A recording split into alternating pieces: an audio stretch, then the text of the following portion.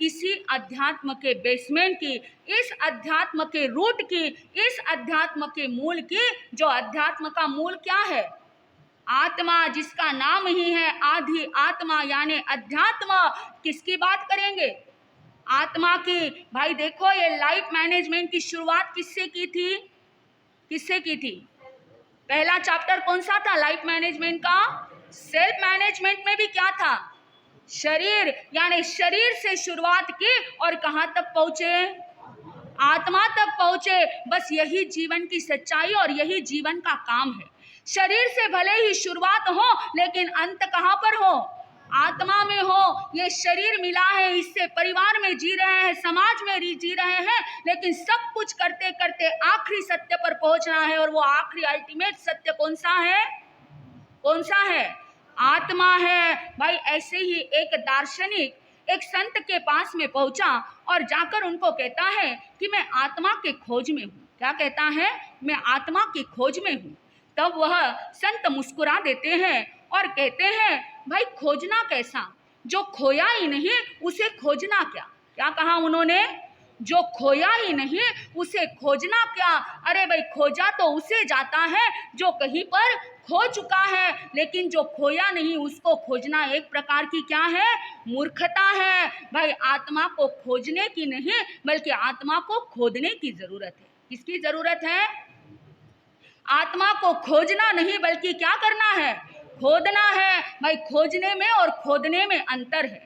जब व्यक्ति कुछ खोजता है तो उसकी आंखें नजर बाहर की ओर रहती हैं, कमर अकड़ी हुई रहती है और बहिर्मुखता होती है। लेकिन जब व्यक्ति कुछ खोदता है, कुछ खुदाई करता है, तो नजर कहाँ होती है?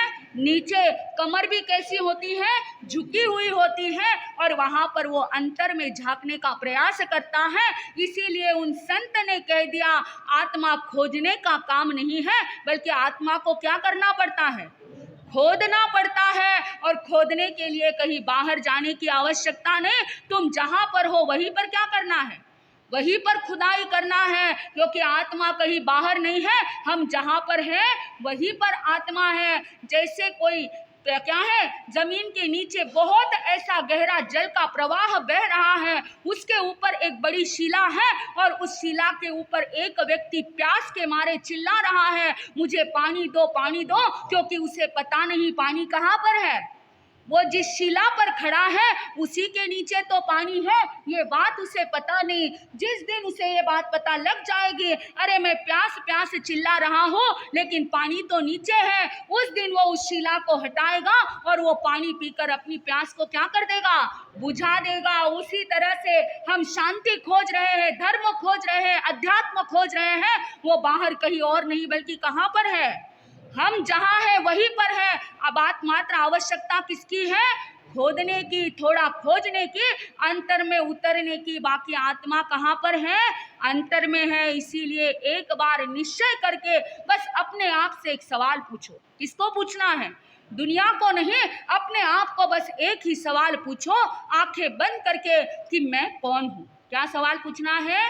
मैं कौन हूँ। और तब देखो जवाब क्या मिलता है।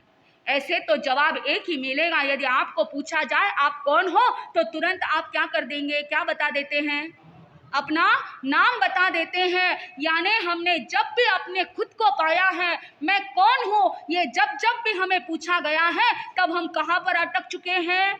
नाम तक अटक चुके हैं। या तो हम नाम में अटके, या हमारी जो छवि हमने संसार में बनाकर रखी है उस पर अटक गए, या जिस पद पर हम आसीन हैं उस पद में अटक गए। लेकिन थोड़ा सा चिंतन करो, भाई ये नाम मिला कब? जैसे आपको पूछा मैं कौन हूं, और आप तुरंत नाम के रूप में जवाब देते हैं, लेकिन नाम कब मिला? कब मिला? जन्म के बाद में परिवार वालों ने आपको नाम दिया, यानी जन्म के बाद में नाम मिला। और ये कब तक रहेगा? कब तक रहेगा?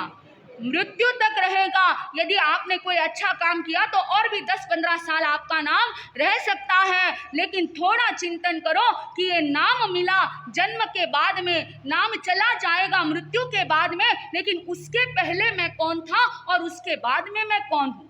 अभी तो पहचान तुरंत नाम बोल के बता देते हैं, पर कभी अपने आप को पूछो तो सही, अरे नाम के पहले भी तो मैं कोई था, वो मैं कौन था? जरा टटोल कर देखो, थोड़ा सा पीछे जाओ, 20-25 साल पहले पीछे जाओ तो देखोगे अपने आप को एक मिट्टी में खेलता हुआ बालक नजर आएगा। और थोड़ा पीछे जाओगे तो एक माँ के गर्भ में रहा हुआ जीव नजर आएगा। और आगे जाओगे 20-25 साल तो हाथ में लाठी लेता हुआ हाँफता हाँफता एक बूढ़ा व्यक्ति नजर आएगा। और थोड़ा आगे जाकर देखोगे तो चिता पर धू धू करके जलता हुआ एक शरीर जो राख के रूप में परिवर्तित हुआ वो नजर आएगा। यानी हमारी यात्रा कितनी, माँ के कोख से लेकर चिता के राख तक इतना ही हमारा वजूद है। पर अंतर में जाकर पूछो कि मैं कौन हूँ। यदि जवाब आता है कि मैं नाम हूँ तो तुरंत कह दो, ये भी चला जाएगा। मन में सवाल में जवाब आता है मैं इस पद पर हूँ, वो भी चला जाएगा। फिर वापस अपने आप से पूछो मैं कौन हूँ, मैं कौन हूँ।